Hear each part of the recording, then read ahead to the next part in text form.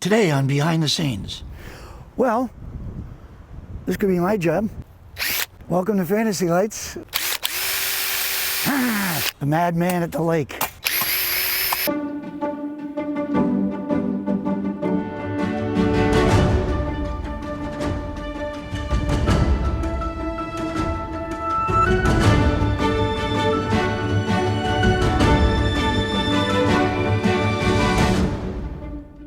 Today I got an inside look at Pierce County's Fantasy Lights and what it takes to organize and assemble the Northwest's largest holiday drive-through light show. This is Pierce County Parks and Recreation's 24th year running Fantasy Lights at Spanaway Park. It was originally born out of the idea to better utilize our parks in the winter season.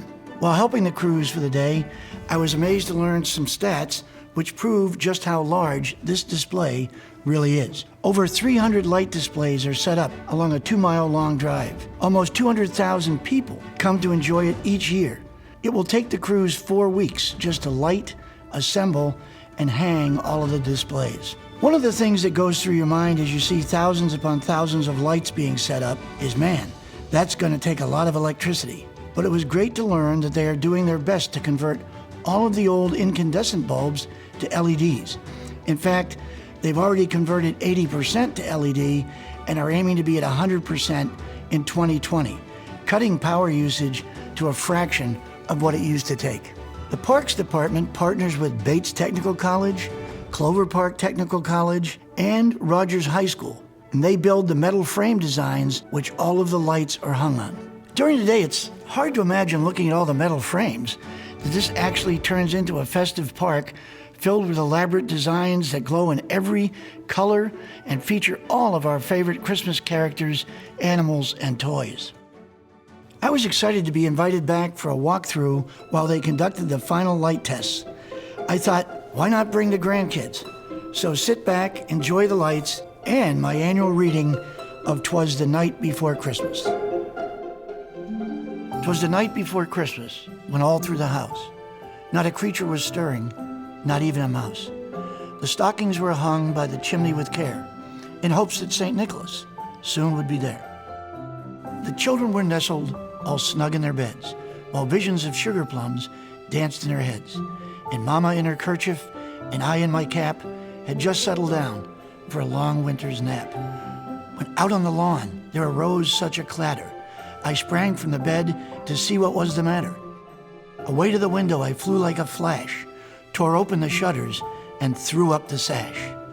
The moon on the breast of the new-fallen snow gave the luster of midday to objects below, when what to my wondering eyes should appear but a miniature sleigh and 8 tiny reindeer. With a little old driver so lively and quick, I knew in a moment it must be St. Nick.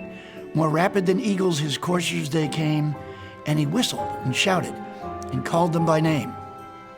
Now Dasher, now Dancer, now Prancer and Vixen, on Comet, on Cupid, on Donner and Blitzen. To the top of the porch, to the top of the wall, now dash away, dash away, dash away all. As dry leaves that before the wild hurricane fly, when they meet with an obstacle, mount to the sky. So up to the housetop, the coursers they flew, with the sleigh full of toys and St. Nicholas too. And then in a twinkling, I heard on the roof the prancing and pawing of each little hoof. As I drew in my hand and was turning around, down the chimney St. Nicholas came with a bound. He was dressed all in fur from his head to his foot, and his clothes were all tarnished with ashes and soot. A bundle of toys he had flung on his back, and he looked like a peddler just opening his pack. His eyes, how they twinkled, his dimples, how merry. His cheeks were like roses, his nose like a cherry. His droll little mouth was drawn up like a bow, and the beard of his chin was as white as the snow. The stump of a pipe he held tight in his teeth, and the smoke, it encircled his head like a wreath. He had a broad face and a little round belly that shook when he laughed, like a bowl full of jelly. He was chubby and plump, a right jolly old elf, and I laughed when I saw him in spite of myself. A wink of his eye and a twist of his head soon gave me to know I had nothing to dread. He spoke not a word, but went straight to his work, and filled all the stockings, then turned with a jerk, and laying his finger aside of his nose, and giving a nod Up the chimney he rose.